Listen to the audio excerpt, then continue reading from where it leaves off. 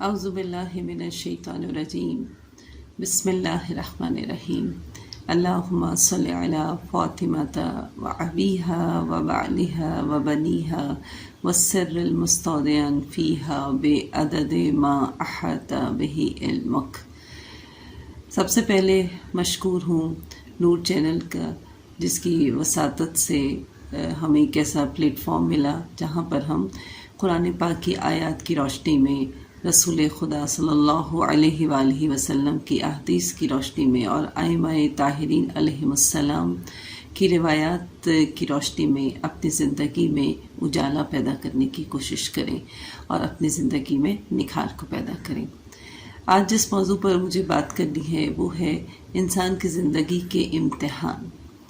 اس کو ہم سورہ بقرہ کی آیت نمبر 156 میں دیکھتے ہیں، جس میں پروردگار عالم ارشاد فرماتا ہے،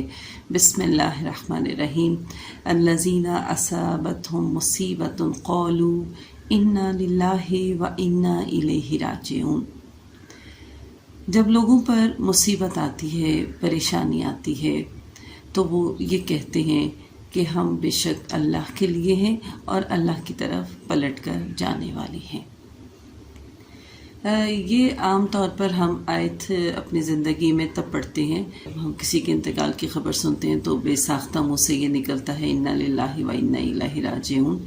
تو یہاں پر سب سے پہلے اس بات کی تصحیح کرنا کہ یہ آیت مردوں کے لیے نہیں ہے، بلکہ یہ آیت زندوں کے لیے بھی ہے،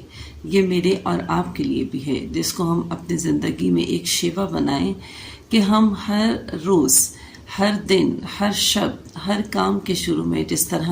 بسم اللہ الرحمن الرحیم پڑھتے ہیں، اسی طرح اس آیت کو بھی اپنے ورد زبان بنائیں، انا للہ و انا الیہ راجعون، کہ ہم اللہ کے لیے ہی ہیں اور اللہ کی طرف ہی پلٹ کر جانے والے ہیں۔ تو یہ آیت اپنا ایک خاص اثر رکھتی ہے اور ایک انسان کو متنبع کرتی ہے کہ تمہارا یہ جو کام ہے، تمہارا یہ جو فعل ہے، یہ جو تم کچھ کر رہے ہو، یہ تمہارا نہیں ہے، بلکہ یہ تم اپنے رب کے لیے کر رہے ہو۔ پروردگار عالم کا ایک ہمیشہ سے حتمی اور ایک اٹل طریقہ کار رہا ہے کہ وہ اپنے خاص بندوں کو چنتا ہے، منتخب کرتا ہے، اور وہ کیسے اس کا طریقہ کار ہے؟ وہ امتحان کے ذریعے، کہ وہ اپنے بندوں کا امتحان لیتا ہے۔ ہر دور میں، ہر نبی کے دور میں، ہر امام کے دور میں، خود انبیاء علیہ السلام اور ائمہ علیہ السلام بھی ان امتحانوں سے گزرے، اور جس نے جیسا امتحان پاس کیا اس کو اللہ نے اتنا ہی کمال عطا فرمایا۔ امتحان کیوں ہوتا ہے؟ امتحان اس لیے ہوتا ہے کہ جس میں انسان کی سلیکشن ہوتی ہے۔ جس طرح پہلی کلاس کا طالب علم پورا سال اپنا کورس پڑھتا ہے، اپنی کتابیں پڑھتا ہے، اسے یاد کرتا ہے، لکھتا ہے، مگر جب اسے دوسری کلاس میں پروموٹ کرنا ہو تو اس کے لیے وہ ایسے ہی نہیں دوسری کلاس میں چلا جاتا، بلکہ اسے امتحان دینا پڑتا ہے، اسے امتحان کے مراحل سے گزرنا پڑتا ہے، ہر سبجیکٹ کا امتحان دے گا، اور جب وہ اس میں کامیاب ہوتا ہے پھر وہ اپنی اگلی کلاس میں داخل ہوتا ہے۔ بالکل یہی مثال ہماری زندگی میں آتی ہے۔ اللہ تعالیٰ نے ہر انسان کے لیے امتحان رکھا ہے۔ مطلب نعمت کا ہونا امتحان ہے، نعمت کا نہ ہونا امتحان ہے۔ مطلب اگر یہ مختلف شکلوں کے امتحانات ہیں،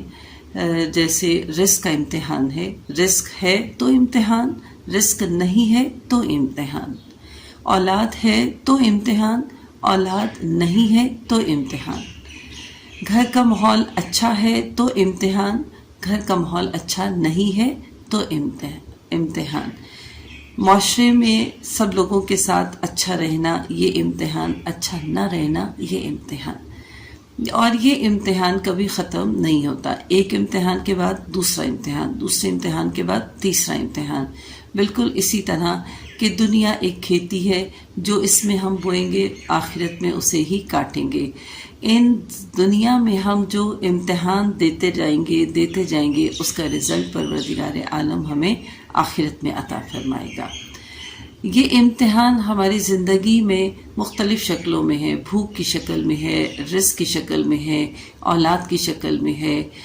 ملکی حالات کی شکل میں ہے، معاشرے کی شکل میں ہے، اچھے لوگوں کے ساتھ برے لوگوں کے ساتھ رہنے کی شکل میں ہے، اور ان سب امتحانات میں کامیاب ہونا انسان کو بلند درجات پر لے کر آتا ہے۔ جس طرح ایک نیک کام ہے اپنے اندر بہت سی نیک کام اپنے اندر بہت سی روشنیاں رکھتا ہے، نور رکھتا ہے۔ جیسے ایک ہمارے گھر مہمان آئے، صرف مہمان ہی نہیں آتا بلکہ اپنے ساتھ رحمتیں لے کر آتا ہے، برکتیں لے کر آتا ہے، گھروں کے لیے رزق لے کر آتا ہے، گھر کی تمام بلاؤں کو دور کرنے کا بہانہ بنتا ہے، پریشانیاں دور ہوتی ہیں، بیماریاں دور ہوتی ہیں ایک مہمان کے آنے سے۔ اسی طرح جب ایک امتحان کسی مومن کی زندگی میں آتا ہے تو وہ بھی اپنے ساتھ بہت ساری روشنیاں لے کر آتا ہے۔ اس میں پہلی روشنی یہ ہوتی ہے کہ سب سے پہلے اسے خدا کا قرب نصیب ہوتا ہے۔ ہم خوشحالی کے دور میں اللہ کو اتنا یاد نہیں کرتے جتنا پریشانی کے دور میں، جتنا امتحان کے دور میں ہم اپنے رب سے گڑ گڑا کر دعا مانگتے ہیں۔ پھر اس کا دوسرا کیا ہوتا ہے کہ امتحان جو ہے وہ انسان کے گناہوں کو دھوتا ہے۔ پھر کیا ہے، انسان کو بلند مقام عطا فرماتا ہے۔ پھر کیا ہے، امتحان سے انسان کمال اور رشد کی منزل تک پہنچتا ہے۔ امتحان کے لیے مولا کائنات حضرت امیر المومنین علی ابن ابی طالب علیہ السلام ارشاد فرماتے ہیں، یہ دعا نہ کرو کہ پروردگار مجھے امتحان میں مبتلا نہ کرے، کیونکہ خدا کا ایک حتمی فیصلہ ہے، اٹل فیصلہ ہے، وہ ہر انسان کو امتحان میں مبتلا کرے گا۔ یہ دعا کرو کہ اے پروردگار مجھے امتحان میں کامیابی اور سرخرو عطا فرما، مجھے امتحان میں کامیابی عطا فرما، یہ دعا کرو۔ تو یہ امتحان جو ہے یہ پروردگار عالم کا ایک طریقہ کار ہے جس میں اپنے لوگوں کو منتخب کرتا ہے۔ ہم انبیاء علیہ السلام کی زندگی میں نظر ڈالیں تو حضرت ایوب علیہ السلام کی زندگی پر دیکھیں، انہوں نے اپنی اولاد کا امتحان دیا، رزق کا امتحان دیا، بیماری کا امتحان دیا، اور پھر زبان سے شکر خدا کرتے رہے، اور پھر اپنی عزت کا امتحان دیا، یعنی تمام امتحانوں میں کامیاب ہوئے تو پروردگار عالم نے جناب ایوب کو اپنا شکر گزار بندہ قرار دیا کہ یہ میرا شکر کرنے والا بندہ ہے۔ رسول خدا صلی اللہ علیہ وآلہ وسلم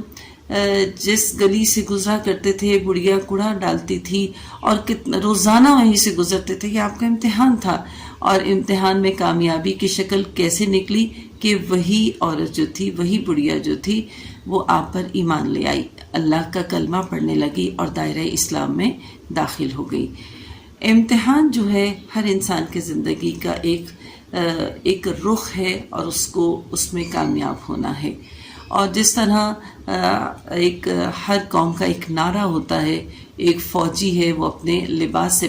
پہچانا جاتا ہے، ڈاکٹر جو ہے وہ اپنے آلات سے پہچانا جاتا ہے، اور مزدور اپنے اوزار سے پہچانا جاتا ہے، اسی طرح مومن کا نعرہ یہ ہے انا للہ و انا الیہ راجعون، کہ بے شک ہم اللہ کے لیے ہیں اور اللہ کی طرف ہی پلٹ کر جانے والے ہیں۔ زیارت عاشوراء میں ہم جب اس حدیث قدسی کی اس سطر پر پہنچتے ہیں کہ جس میں آپ نے فرمایا کہ وہ لوگ ہیں جب ان پر مصیبت آتی ہے، پریشانی آتی ہے تو وہ اللہ کے شکر گزار بندے بن جاتے ہیں۔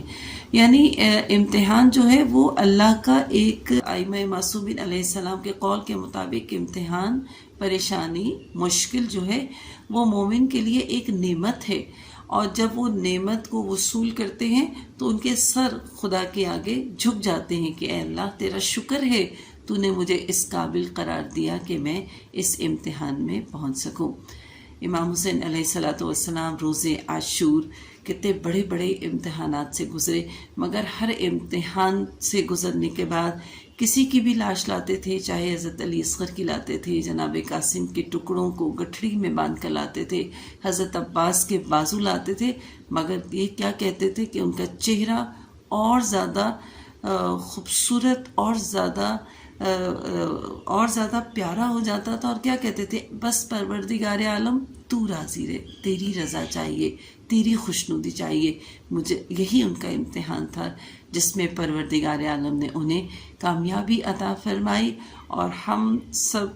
اس وقت سب سے بڑے امتحان امام کی غیبت کے امتحان سے گزرے ہیں، اور یہ امتحان ہم سب کا امتحان ہے، جس میں ہم نے اپنے امام کی غیبت کو دور کرنے کے لیے کون سا کام کرنا ہے؟ اپنے آپ کو نکھارنا ہے، اپنے اندر سے برائیوں کو دور کرنا ہے، اپنے اندر اچھائیوں کو داخل کرنا ہے، تاکہ ہم لشکر امام میں شامل ہو سکیں۔ وعلیکم السلام ورحمۃ اللہ وبرکاتہ۔